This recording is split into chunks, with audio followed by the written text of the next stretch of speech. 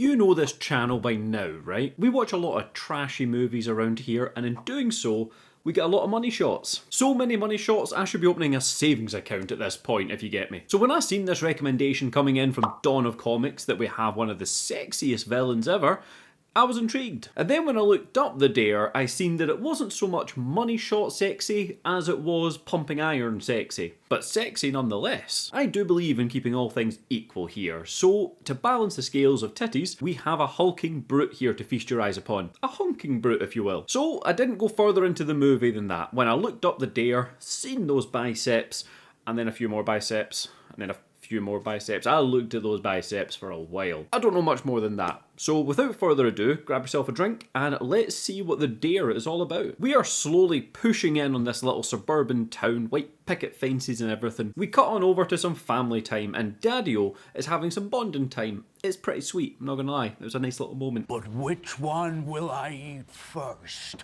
Her. Her? You think her? We see somebody is approaching or leaving or nipping to the shops. Someone is walking around at night time is all we know at this point. I'm going to guess they're coming to the house though. Daddy-O here is heading off for a conference and it is clear that there's some tension about this. This conference is... It's the most important thing ever. I know. You already said that. The kind of putting your job before your family sort of thing, even though he's doing it for his family. It's that scenario, you've seen it before, it's happening here. Wifey though is having a big gulp of sad housewife and she is not alone. Daddy worker comes on down looking for the kids book and that presence is still around. Unfazed by somebody literally walking outside their window, he has an idea. Babe! I'm gonna check if it's in the car! Of course, check the car, not outside for the safety of your family. He sees that the front door is open and then uh-oh.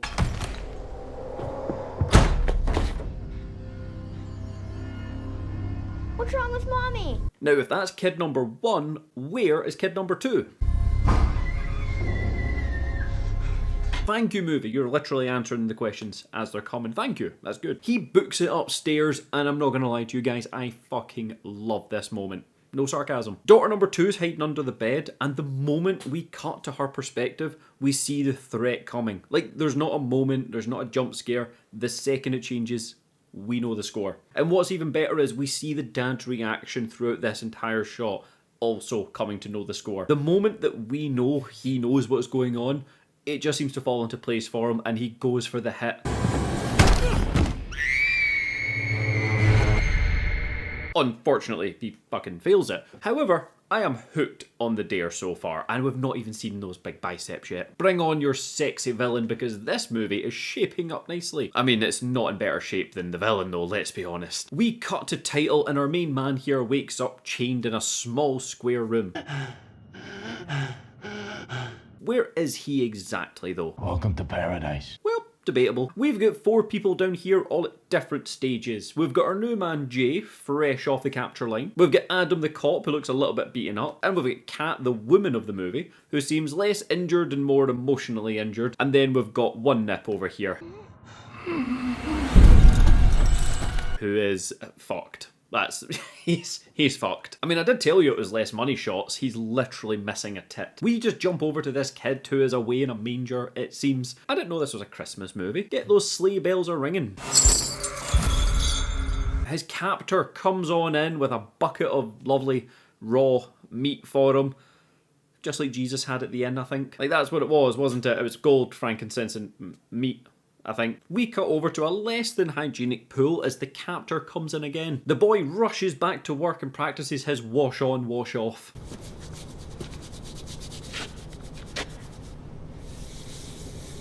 I think these are skills he's going to need. Our creep is unloading a pig and then just yeets a loose bag of intestines at the small boy. for the market.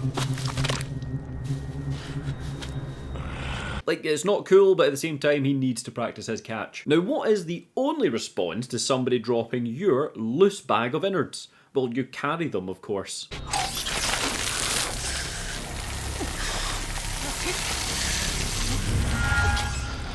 And after immediately blood-soaking the child, our creep offers up some lovely wisdom. What do we do when we're upset?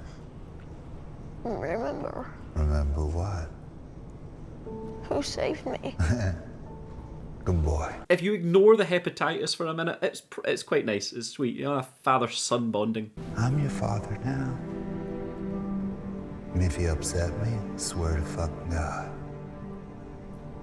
Okay, the sweetness ended fast there though. Like, that's it over. Move on. Back on over to Jay and the crew, and the conversation is flowing. Bro, what are you talking about, man? Well, kind of. He's trying, isn't he? We learn his name is Paul. Cat calls him Paul.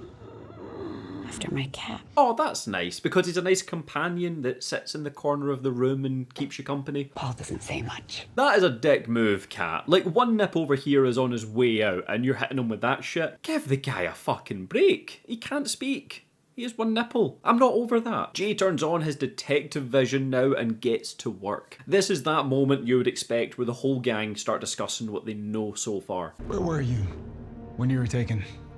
Parking lot after a night out. Working the graveyard shift. See, this must have been a mistake. Because I'm a good person.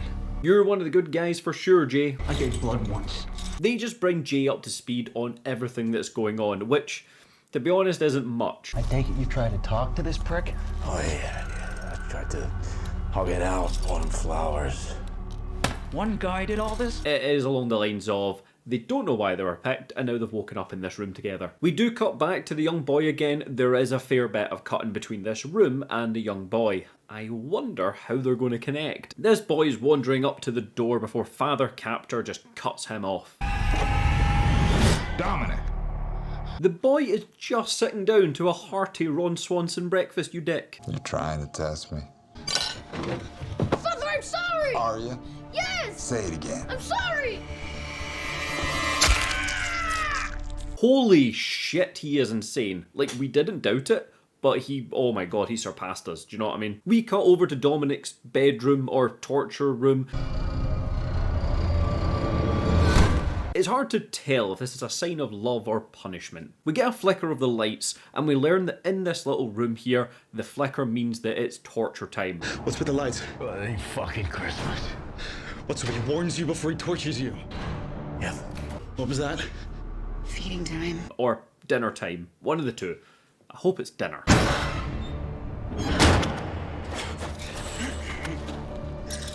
Yes, dinner it is, but more raw meat. It's always fucking raw. Like, cook a little, do you know what I mean? Sear it. I'm not expecting much. However, dinner time aside, Jay is a fussy one. No thanks. I'm vegan. Bloody vegans. They will always make sure you know, am I right? In a restaurant, in a torture room, they just can't fucking keep it to themselves. We'll learn that little Paul One Nip over there gets injections. I keep him alive. This movie is covering its bases so far. Like, the questions it gives you, it hits you with the answers. Unless they're leaving it for a little later, which they are. A lot of them. We'll come to them. The gang get to work and start Shawshanking their way out. Officer Adam finds a good old lucky rabbit's paw and just throws it over to Jay to play with because he has no use for a rabbit's foot. Found this. Not been very lucky for me. What? Neither does Jay, to be fair, but he wants it. Adam is clawing at the brick and I genuinely, as I'm reading this right now, he loses a nail and I shuddered. Oh, I can't stand it. I'm blurring the footage for you. It's not the most gruesome thing, but I felt all 20 of my nails at the same time when he done that. Like, it just right angles. I cannot explain it any simpler than that. It just right angles it. Ugh, it's fucking horrible. And with that nail just hanging on, he finishes it off, and it's fucking horrible. I don't like it. It's nasty. Adam is a little bit of a smarmy prick about it, given the fact he just lost a nail. 100 years. Nails like Freddy fucking Krueger wouldn't get through it. But at least it lets us know that he's also tried it before. Or you could learn the hard way. We learn a little bit about Kat as well, and she is a bunny boiler. When I was 15, I'd set up dates with married guys. Take pictures. Send them to their wives. Why does the woman here have to be a bunny boiler? Like, just give her a high-end job, you know? Make her rounded. This isn't that old a movie. Jay finds himself a skull here, and then we just move on to Dominic keeping the place nice and tidy. Big Creep here is just cutting up some more pigs until he does this. What is wrong with you, man? It clearly needs eye holes. Father of the Year here sits down to play some chess with Dom. Why'd you do that? I don't know. You don't know. And of course, it turns into another fucking life lesson. You see, every maneuver's a promise. Promise to your next maneuver and your next one. It's just a game, man. Like, let it go. You got no choice. You got nothing. He does not let up, by the way. Like, at all. Dominic, I'm asking you a question. Answer me! Oh, thank God for that. Dom spies the keys here, and clearly sick of his raw meat getting thrown at his face in shite life lessons, he plans an escape. He books it for the door, he is running, and he is lost amongst the trees until he just starts hearing voices. My mother and father are scum. They abandoned you. They cared about looking for you now. What now? It's like some Spider-Man 1 Green Goblin shit. Imagine if he joined us. With that alone, he decides to 180, turn back and go back to his life of solitude. But who the fuck is stacking their fridge like this? Like, that is more off-putting to look at than one nip. The boy just goes through a montage of like a serial killer's 𝗲𝗏𝗄𝗃 at this point. And then he is woken up in possibly the creepiest way possible. I need to tell you a secret. We get some lovely father and son time now. This is the world that left you for dead. I mean, it's not great, but at least they're bonding. I'll never let anyone hurt you again. Daddy-O brands himself here with the horseshoe for good luck or something, I'm guessing. Fuck knows. We're just like each other. One and the same. That was definitely bigger a moment ago. Like, Dad traded that out for a pony shoe. But at least it makes sense. He's trying to relate to his victim, captive child that he definitely stole. He's trying at the very least. The dad comes to him with a request that is very understandable, logical. You know, he's put a lot of thought into it. Nah, it's total batshit, by the way. See, sometimes we do bad things, and the only way to take the bad out is through pain. I want you to stab it. That stuff makes me fucking wince. Like, see somebody being stabbed in a movie or a show, I can watch it, no problem at all. But see somebody being stabbed in something that's already a wound, and that I can't do. Like, nails and that shit, nah, not for me. Like, the movie's not even been gory yet, and I've shuddered twice. Cut back to our torture team, and Jay spies a camera and just starts kicking off at it. Fucking pussy. You enjoy watching that? What do you do when your victim starts getting rowdy? Well, you throw on some country and kick back, of course.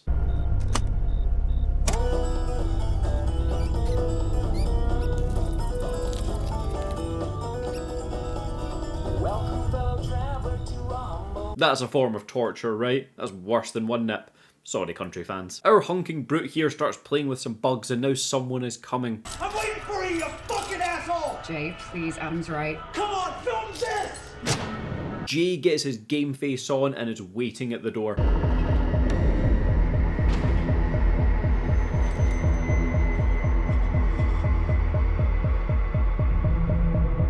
Ooh, mummy daddy, he's a bit of beef, isn't he? Jay immediately regrets his decision because fucking of course you would. The guy's a brick shithouse. And our hunk here pulls one nip right to the centre.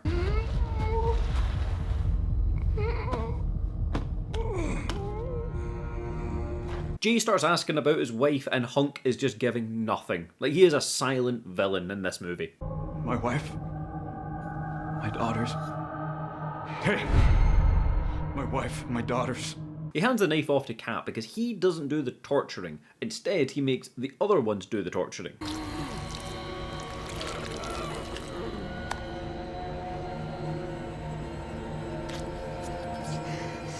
I'm getting massive Dead by Daylight killer vibes from him. Like, is that just me? I would pay to have him as the DLC and play as him. Just watch him walk about for a while. Jay is then next up, and what is he going to do?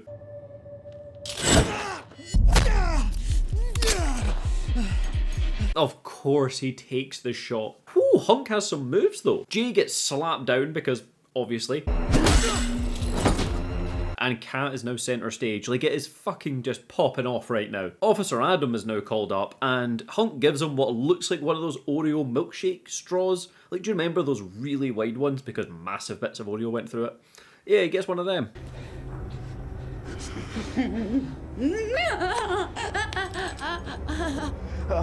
Sorry. Unfortunately, no milkshake for Kat as she takes a cockroach to the esophagus. Hunk's work is done here, he dips, and Kat just brings back up the cockroach because, yeah, you don't want to eat that.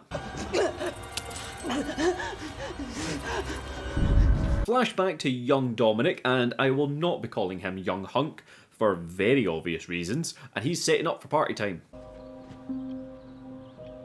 This looks like that 𝗲𝗏 party DLC. You know, when Jack was just chilling and it was that mini-game style? Like, that's what this is. 100%. I do like a birthday. Dom has been eyeballing a drawing, but it wasn't done by him. Who did that? Either there's been other kids, or Daddy Arsehole likes crayons. My money is on the former. Doesn't matter. We're back to the gang again, and Jay stomps that cockroach, and there was a fucking razor in it. This movie just keeps setting you with stuff all the time. Officer Adam does not want him escaping though, because shit obviously keeps getting worse when they try and escape. Whatever you're doing, don't. But Jay, yeah, he's not having any of it. He's got a wife and kids to get back to. Fuck you, man. How many times I gotta tell you? Well, until Hunk walks in, that is. Jay makes his big move and is going for glory.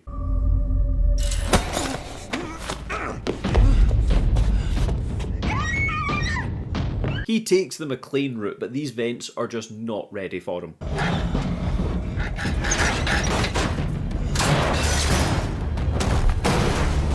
He like passes out, it looks like, and we cut back over to him in the room, and thank God that wasn't a dream sequence. One thing I fucking hate is those dream sequences. They can be good, they can be cheesy, you know, to pad out the movie. I'm glad it carried on and that was a genuine attempt here. Well done. The duo here, though, got tortured for him being a little bugger. Oh, so we didn't suffer for nothing. Great. Jay tried, and Jay was not the one that was punished. It's that sort of environment. We can escape. We just need to be clever. The lights flicker, and we know what that means. It is sexy time. I mean, torture time with muscles. It's sexy torture time. He's unlocking Officer Adam now and giving him a hatchet, or an axe. I never knew the difference. He's got something. He's got a weapon anyway. He's told to go for Jay and he knocks him out. It's either you or me. What do you think happens next? Hunk gives him a nail and gives him one job. That J must stand for Jesus, because you know what's coming next. I mean, at least he gets his nail back.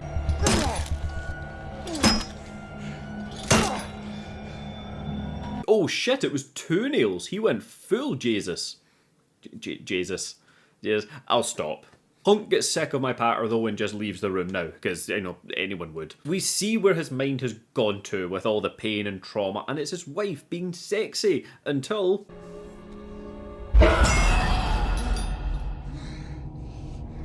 Yeah, he's really in hell, isn't he? But he immediately comes out of a dream sequence with his wife, and apparently that lingerie was all the encouragement he needed to rip the nails out of the wall.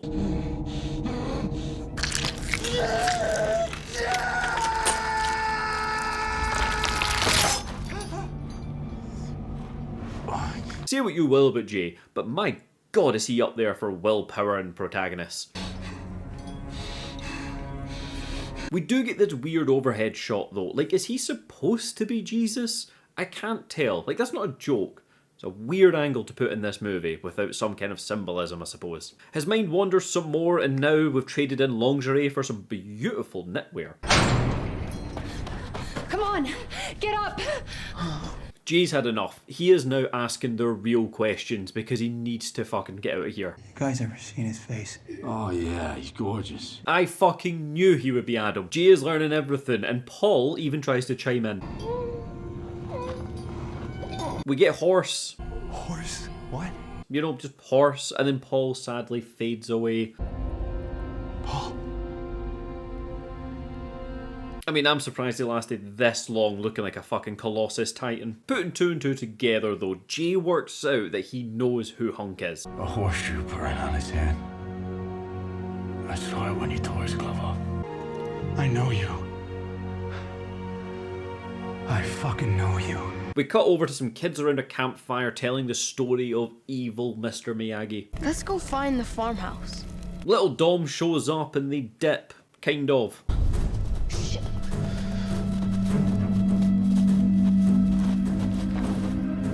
Never half-ass two things. Whole-ass one thing.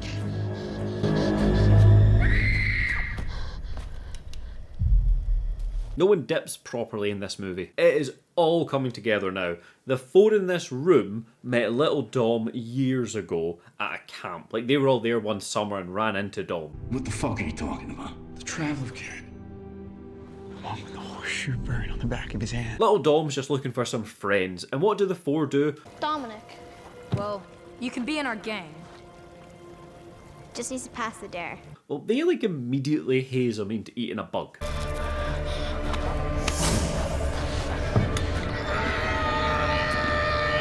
And if that wasn't bad enough, young Cat just also puts a spider on him in like the most casual way you've ever seen.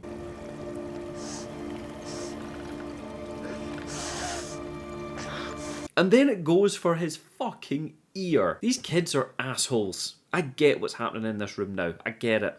Do they deserve it? Kind of. You do want to be in our gang, right?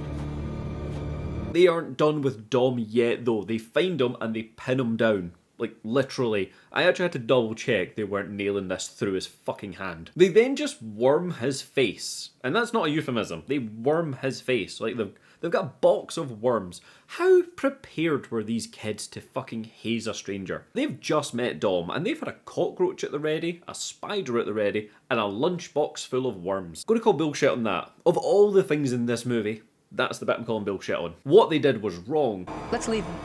But you've got to admire that preparation. We left her in that creepy farmhouse. He's done all this because he was in some house for a moment? Come on. We see his home life isn't so great either, so we're getting that backstory to Dom and, you know, why he is the way he is, I suppose.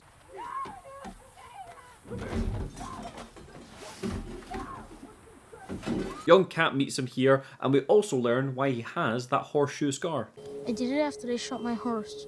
Oh, you done that to yourself? Right, okay, your family were just like kicking off, and I thought they'd done it to you, but no. You did it to yourself. Sure, that makes sense. He was my best friend. Fuck me, he needs a therapist. Young Cat walks him to the house for one final dare. This really is the final dare. He has to go into the house for 20 minutes to get a kiss. You want to kiss me, right? And go inside. 20 minutes. Make it 20 years. Oh, foreshadowing. I like it.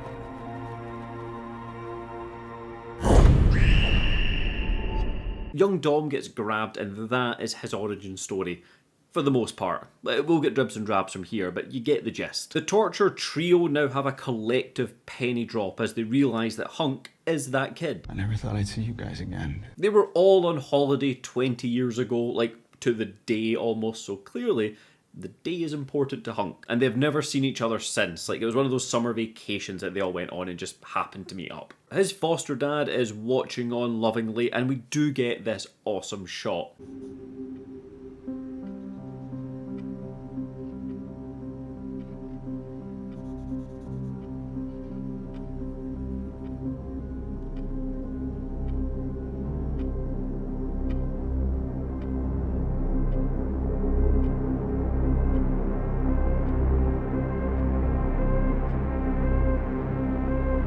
God damn, I knew he'd be handsome. Like, you knew that, didn't you? Of course he is. Even as, like, a late teen, early 20s, he's still been treated as a slave. Why aren't you working? He does his best 𝗃𝘁𝗍 and gets to sweeping. Well, almost. In a rage, he finally goes into the locked door to see what he's been missing. His foster dad had a Henry before Dominic, it seems. We also get the cliche clippings here. And we see the reports that his family's trailer was burned down with them inside. Foster Dad of the Year here is on the other side of the door and the chase ensues.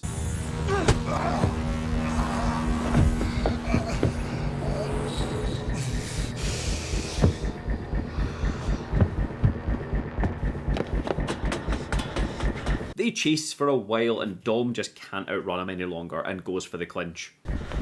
I'm sorry. What the fuck is this? Misfits boxing? Like, come on. A ref must eventually tell him to stop and they just start talking it out. You had a son. Henry, now you're gonna kill me, just like you killed him. I googled Dom here just to see if I knew him from anywhere else, because he does look familiar. And how fucking unfortunate is this? When you Google the actor's name, yes, he comes up, but very quickly near the top also is articles to a real-life serial killer by the same name. Like, imagine being an up-and-coming actor. People look you up, and that's what they see. Poor, handsome Dom. Anyway, back to the movie. He goes to leave, but Daddy-O is just not having it. He dials up something and it really intensely lands on 6, but like, what is that?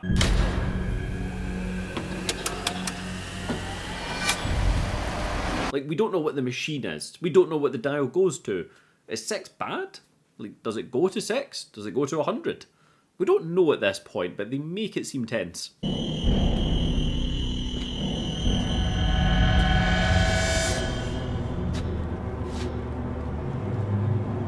Oh, right, it's a heating tank. But I still don't know what a 6 is when, you know, relative to a heating tank. Like, is that bad? Dad is taking punishing your child to the extreme. Luckily for Dom, though, the black lung kicks in and he manages to escape.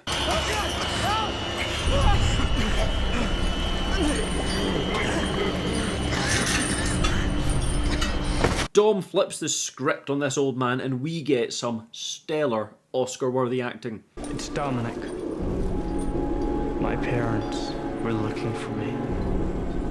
You burned them alive. The acting's not been bad in the movie at this point by any means. It's not been great, but this really stood out as a sore point. He dials this bad boy up to 10, and again, is that as bad as it gets now? Does it only go up to 10?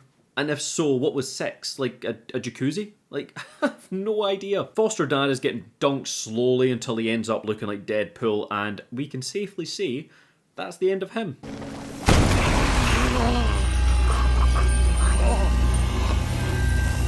R.I.P. You seemed like a loving dad.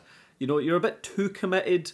You know, maybe you should have spoke with somebody, but you know, the love was there, kind of, when you weren't playing chess or stabbing him. Cut to Dom making his signature mask out of his newly dead dad's skin. I need to tell you a secret. Sure, why not? Waste not, want not. Back on over to the group now, and Jay is playing the emotional card. When kids get bullied, who do they want to like them more than anyone else? What nicer place to make friends? He beckons the hunky brute to come down because, well, you would, wouldn't you? Dominic! Dom is on the aggressive now, and Jay plays defense mode. And we know what we did. It was wrong to leave you. No, we want to get out of here. We do, man. We want to get out of here with you. But yeah, Hunk, he's having none of it. Hunk is now having Jay inject Kat's ear with something, but the audio is clearly dubbed here. In her ear. He fills her ear with the bad stuff, and Hunk is checking in on Paul, because thank God somebody is.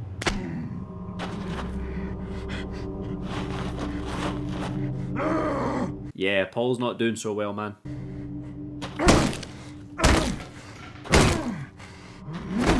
Oh, sure, yeah, that'll fucking work. It's like when your battery and your remote start dying and your only course of action is to hit it. Kind of. It's kind of like that. Saddened by Paul's death, Hunk goes back on upstairs to just do some serial killer scrapbooking, it looks like. I mean, everybody needs a hobby. I mean, 2 hobbies. He's murdering, killing people, and scrapbooking. 2 very different ends of the spectrum there. He sees Officer Adam hitting Jay though, and he does not like that. He grabs the hose and he carries Jay. Like, carries him. Not carries him, but carries him. You know what I'm saying?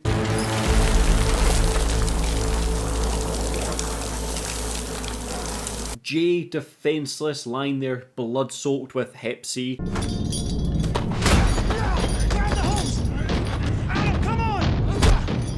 It was all a ruse though. They fight back. Now is their time to strike.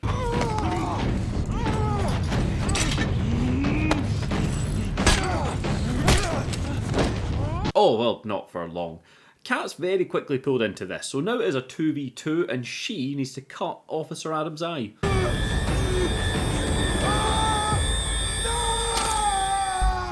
Thank fuck they don't show it though. It was a teeny cut and a bug's new home apparently. Fucking horrible. Who puts a bug in an eye, man? He is going for Jay next until Kat steps up and actually starts getting in his head. Leaving you was the best thing we ever fucking did, you fucking freak! Hunk can't handle it and he just dips, taking his big hose with him.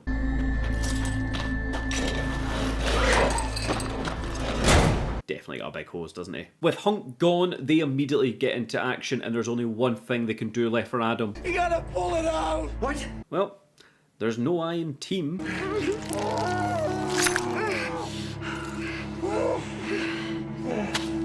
Fucking horrible, isn't it? They take the eye, like you can feel every moment of that. Like I've never felt behind my eye before. I feel it now. They smash the camera and Hunk flips. The light starts flickering and now we don't know what's coming. We do get a bit of infighting now between Jay and Adam. It's best you hand over the knife. I need it more than you. I gotta protect myself. Jay has the weapon, but Adam wants it. Like, it's game theory, man. Let Jay keep the weapon. Adam is not the threat. He's got one eye. So Jay is going to go first. Let him keep the weapon. Don't. Stop it! Stop it! Oh, fuck it, whatever. You do you, Odin. They just keep on fighting back and forth, and holy shit, who turned on friendly fire? I did not see that coming, at least not like that. Like, that was unexpected. Well done, movie. Jay actually just immediately tries to comfort her because it was clearly an accident, but Kat is just turned on Jay now. Kat, repeat after me. It wasn't my fault. Maybe it was my fault. It is chaos in this torture room, which is obviously a given, but it's more chaos than normal. After you left, the police came, asking all kinds of shit about a missing boy. And you know what I told them? Fucking zero. Wait, she knew? What the fuck, Kat? Like, all he wanted was a kiss. Hunk and Jay have it out. Jay tries to appeal to him, being innocent in all this, and Hunk had nothing. You're my friend. No. You abandoned. Jay eventually, though, just says what we are all thinking. Why don't you let me see that face? Jay is stunned by his beauty.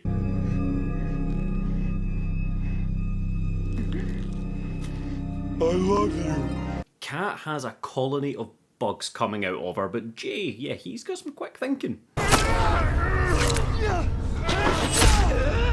Holy shit, Hunk really is a hunking brute. What does he do next though? Well, yeah, of course he fucking halves her. Just straight up halves her. We get some insight into why he did it. I failed. The evil never left you. See, it comes full circle. Jay dips instead, and our macho murderer here just slowly, very slowly, comes after him. Come on. These two start duking it out, and I don't know why he would try and fight the Hunk. However, he is just dominating him Bane style.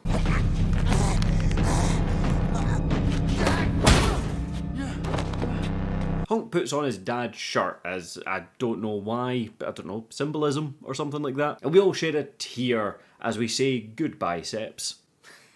Biceps. His biceps, was it? Biceps. He's just so hunky. Hunk is headed right for that jacuzzi once more, but he stops at the Bacta tank.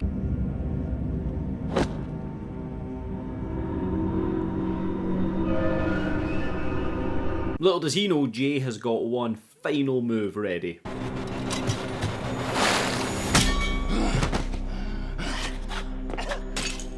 Like most movies, Jay of course does not go for the double tap and just runs away. Do you know how many movies would be solved if they just went back and just one last double tap? Be over, be easy, they'd be safe. He gets caught, but Jay in this entire scene just keeps getting lucky pulls.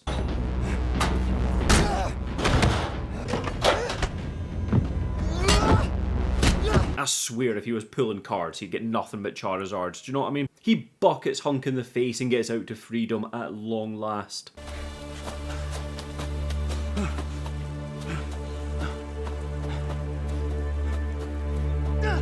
Of course Hunk isn't done yet. I could have been just like you! I could have had a family! Is he coming for the kill though? How do you think this is going to go down? Now end it. Kill me. What is this guy's goal exactly? It's getting confusing. He pins our boy Jay down and gives him no choice but for Jay to retaliate. Sadly, our Hunk is down and we're just left conflicted. Like on one hand, he was a murderer. On the other, look at those baby blues. Jay gets driven back home by discount louis CK and falls into his wife's arms once again. Jay. His daughters run out on the other hand and just get straight to the point. What's wrong with your face? Fucking burn. Like your dad has been through some shit and that's how you greet him. Rude. He heads on in and we fade to a campfire scene once again, but this time it's a little bit different. I do need to ask though, who the fuck is taking Chinese takeaway to a campfire? I'm low-key impressed. It's good thinking. We're 10 years on and this is the daughters now telling the story of their dad. Dad will never know. Besides, the freak's long gone. D-E-A-D. Fucked. You know about him killing the Hunk and getting away to safety and all about the house, like they're reliving it as their own ghost story. Made them slice each other. Nailed them to the wall. He even kept their skin. I do need to add though that these two daughters have wildly different accents, like listen to them back to back. Dad would kill us if he knew we were here. And you and Isaac could have stayed at home like little virgin snowflakes. I think one of them might have been adopted. It's not a plot point, it's never talked about. I'm convinced. Tension just keeps rising, you know, people are getting spooked, they're starting to split off, and something cracks in the woods. And we get one last scare.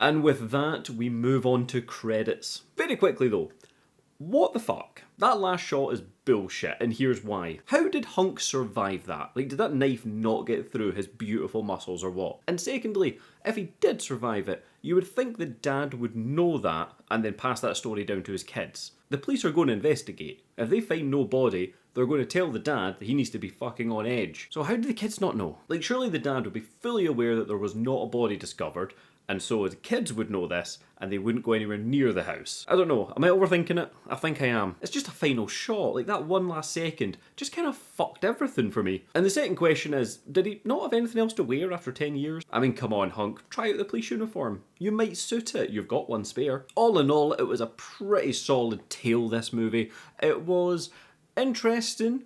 It seems like the hunking brute, whilst yes, he's the bad guy of the movie, he didn't do most of the killing when you think about it. Like, as far as we know, it's only these 4 he's really went for. And out of them, 2 of the kills were accidents. If anything, the people in the room were worse than the Hunk. If anything, it's 2 kills each, but, you know, we're not counting the dad. Yeah, he deserved it. Some of the gore was fucking awesome and really well done. Like, it wasn't overkill, but yeah, they made it count when it counted, you know, that eye slit and the nails are still sitting with me. Was he a sexy villain? I think we can all agree, yes, it was one of the sexiest villains we've ever seen in a movie. Ever. Period. I don't still have him on my screen over there. But with the movie now behind us, have you seen the dare before? Please do let me know. Do you enjoy it? Did you not? Where did you think its faults lay? And of course, if you found a sexier villain, please do let me know. I'm sure everybody in the comments would love to hear it. If you've made it this far and you haven't yet, please do consider hitting like and giving it a comment down below. It really does help out the channel more than you realise. And if you want to be that extra bit gracious, please do hit subscribe. It's fucking awesome to see, and it boosts this channel more, and it boosts me to make more videos, so it's a win-win for everybody. But with all that being said, as always, thank you so much for watching.